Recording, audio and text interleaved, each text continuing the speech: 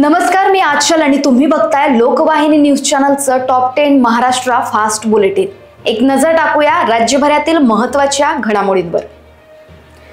छत्रपती संभाजीनगर हादरलं, भाजप नेत्याचा मृतदेह आढळल्यानं खळबळ, तर दुसऱ्या एका घटनेत बेपत्ता चिमुकलीचा मृतदेह आढळल्यानं घातपाताचा संशय व्यक्त। हिवाळी अधिवेशन 28 नोव्हेंबर पासून विधान भवन येथे सचिवालयाचे कामकाज व्यवस्थेचा आढावा। महाराष्ट्र थंडीत गारठला, अनेक जिल्ह्यात कडाक्याची थंडी, जळगाव, नाशिक आणि पुण्याचा पारा घसरला। बिहारमध्ये पुन्हा पंतप्रधान नरेंद्र मोदी यांचा करिश्मा, भाजपतर्फे ठिकठिकाणी जल्लोष, फटाके फोडून पेढे वाटत आनंदोत्सव साजरा।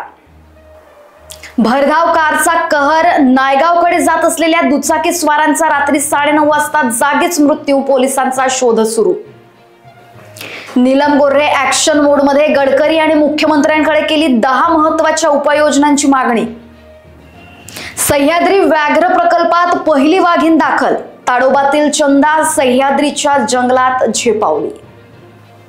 टीईटीमुळे 10,000 शिक्षकांची पदोन्नती थांबली, काही पदांसाठी टीईटी बंधनकारक नाही, शिक्षण विभागानं मागविले शासनाकडे मार्गदर्शन। पार्थ पवार यांच्या अमेडी या कंपनीच्या जमिनीचा व्यवहार प्रकरणात अपडेट, समितीचा अहवाल सादर होणार, काय माहिती समोर येणार याकडे सर्वांचं लक्ष।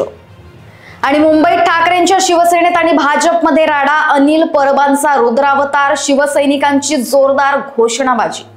आणि यासह इतर घडामोडींसाठी बघत रहा लोकवाहिनी न्यूज चॅनल। नमस्कार।